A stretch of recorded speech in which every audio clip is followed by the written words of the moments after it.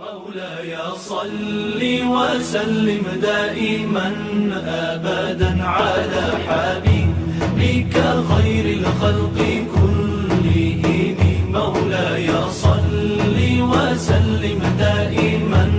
Bismillahirrahmanirrahim. Assalamualaikum warahmatullahi wabarakatuh.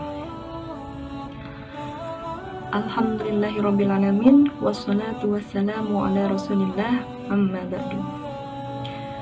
Puji syukur kehadirat Allah Subhanahu wa Ta'ala, karena berkat perkenannya kita masih diberikan nikmat sehat, sehingga kita masih bisa melaksanakan ibadah puasa hingga hari ini. Shalawat teriring salam semoga tetap tercurah limpahkan kepada Nabi besar Muhammad Sallallahu Alaihi Wasallam yang kita nantikan syafaatnya kelak di yaumil akhir. Amin. Yang kami hormati Bapak Kepala Sekolah SD Darul Hikam 2, yang kami hormati Bapak dan Ibu guru beserta staf SD Darul Hikam 2. Bapak dan Ibu sekalian, izinkan saya pada kesempatan kali ini mencoba untuk menyampaikan sebuah kajian yang insya Allah bertema apa itu syukur dan bagaimana caranya bersyukur. Ketahuilah bahwa Allah Subhanahu wa Ta'ala menggandengkan syukur dan zikir di dalam kitabnya, yaitu fadhkuruni adzkurkum washkuruli wala takfurun, yang artinya ingatlah kamu semua kepadaku, maka aku akan ingat pula kepada kamu sekalian, dan bersyukurlah kepadaku dan janganlah kalian kufur nikmat kepadaku. Sebelum kita masuk pada pembahasan, mari kita lihat dulu apa hakikat dari syukur tersebut.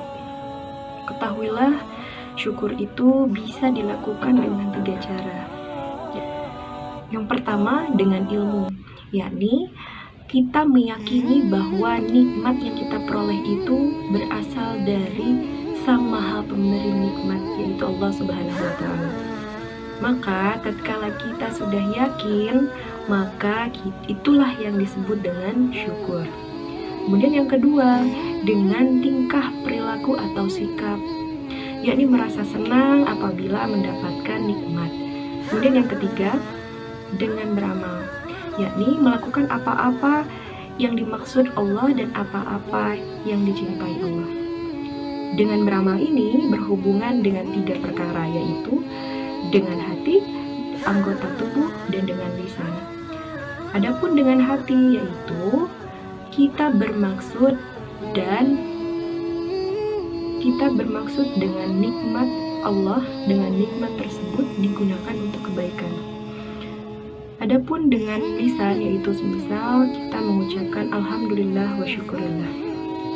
Adapun bersyukur menggunakan anggota tubuh, yaitu menggunakan nikmat-nikmat Allah dalam ketaatan, bukan dalam kemaksiatan. Nah, 3 kategori di atas, apabila bisa dilakukan, berarti orang tersebut bisa dikatakan sebagai syakir atau orang yang bersyukur. Namun, masing-masing orang itu memiliki tahapan-tahapan yang berbeda kemampuannya dalam bersyukur. Barangkali ada yang baru mampunya dengan ilmu, barangkali ada yang sudah mampu dengan ilmu dan dengan tingkah perilakunya, atau yang ketiga bisa dengan ketiganya. Nah, semoga kita semua termasuk orang-orang yang bisa bersyukur. Amin. Bapak Ibu yang saya hormati, nah pada kenyataannya praktik syukur itu tidak semudah seperti membalikkan telapak tangan, Bapak Ibu. Di sini saya akan mencoba menyampaikan kiat-kiat supaya kita mampu untuk menjadi orang yang syukur. Ada 5 bagian yang insya Allah akan saya coba sampaikan. Yang pertama, manakala kita tertimpa musibah atau sakit, maka kita harus menggambarkan bahwa ada banyak musibah atau sakit yang lebih hebat daripada yang baru saja kita alami. Maka dengan begitu kita akan mampu untuk bersyukur kepada Allah. Jadi itu tips yang pertama. Untuk tips yang kedua, bahwa mungkin musibah itu kita harus berpikir bahwa mungkin saja musibah itu terjadi pada agama kita. Maksudnya musibah terjadi pada agama kita, misal contohnya saat ada orang yang mampu, saat ada orang yang berilmu, tahu bahwa haji itu wajib bagi orang yang mampu, tetapi dia tidak melaksanakannya. Nah, itu adalah musibah pada agama. Atau misalkan ada seseorang yang tahu bahwa mencuri itu dilarang oleh agama, tetapi dia tetap melakukannya. Maka itu juga salah satu contoh dari musibah terhadap agama. Nah, tips yang kedua itu kita harus berpikir bahwa mungkin saja musibah itu terjadi pada agama kita. Maka di hadis ada sebuah doa yang berbunyi, Allahumma la taj'al musibatana fi dinina, yang artinya, ya Allah, janganlah engkau memberi musibah pada agamaku. Itu tips yang kedua. Dan selanjutnya tips yang ketiga yaitu kita mengingat-ingat bahwa tidaklah suatu hukuman atau siksaan itu kecuali akan diakhirkan sampai akhirat. Maka musibah di dunia ini kita anggap ringan karena di balik satu musibah ada musibah-musibah yang lain.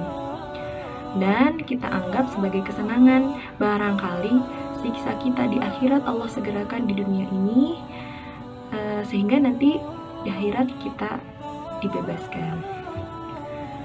Kemudian tips yang ketiga, kita yakin bahwa musibah dan cobaan itu semua sudah tertulis di Ummul Kitab atau Lauhul Mahfuz, dan semuanya pasti akan sampai kepada kita. Misal sudah sampai satu dan sudah dilewati, maka kita bisa beristirahat sejenak dari sebagian musibah atau dari seluruh musibah. Maka ini adalah nikmat. Kemudian yang kelima, kita meyakini bahwa pahala musibah tersebut lebih besar daripada musibah itu sendiri. Karena sesungguhnya musibah-musibah di dunia itu adalah sebagai jalan-jalan menuju akhirat. Dan setiap cobaan, perkara-perkara di dunia itu ibarat sebagai obat, di mana obat tersebut menyakitkan seketika tetapi akan bermanfaat di kemudian hari. Jadi kita harus yakin musibah itu adalah jalan-jalan kita menuju akhirat, Bapak Ibu. Dengan kita yakin itu, maka itu adalah cara kita untuk tips kita agar selalu bersyukur. Demikianlah kajian kita tentang syukur pada kesempatan kali ini. Mudah-mudahan kita digolongkan kepada orang-orang yang bersyukur. Amin. Apabila ada lebih, maka itu datang yang murni dari Allah. Apabila ada kekurangan, kesalahan, kehilafan, maka itu datangnya dari diri saya pribadi. Akhir kata, wassalamualaikum warahmatullahi wabarakatuh. Salli wa sallim daiman abadan ala habibika khairil khalqi